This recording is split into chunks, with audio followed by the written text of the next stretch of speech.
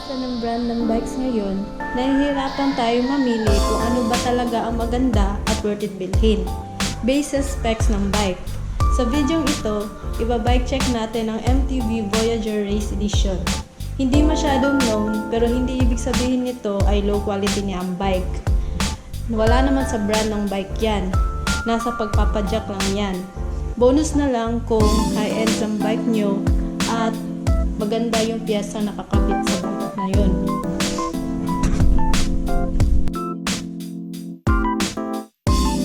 Voyager XRX Race Edition. Simulan natin sa frame. Naka-alloy na ang frame na ito. Size ng frame na ito is medium. Fork, Voyager na rin yung brand. Wala nga lang lockout.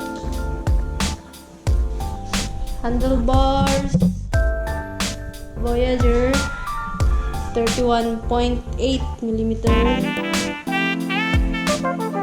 Alloy na yung handlebar. Naka-rise na din. Shifter, Shimano na. Combo shifter 3x8. External na rin yung cablings. Naka-mechanical disc brake. Tires nito, naka-Maxxis 26er. Voyager na din yung wheelset. Hubs, ito nakalagay kung anong brand. Quick release yung hubs na to. Crankset, Shimano na. Pedals, plastic, pero pwede mo na may upgrade yan. May stand na din.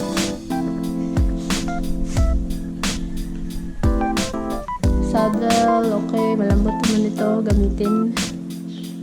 Tapos, ang kanyang seat post clamp. Seat clamp.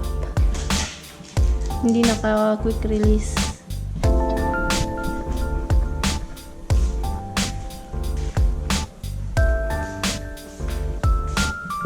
Front derailleurs, Shimano na. Rear derailleur, Shimano 30TX.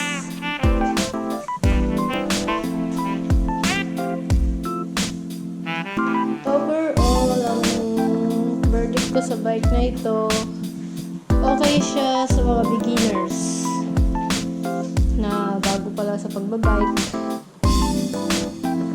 Tsaka 1 month ko na to nagamit.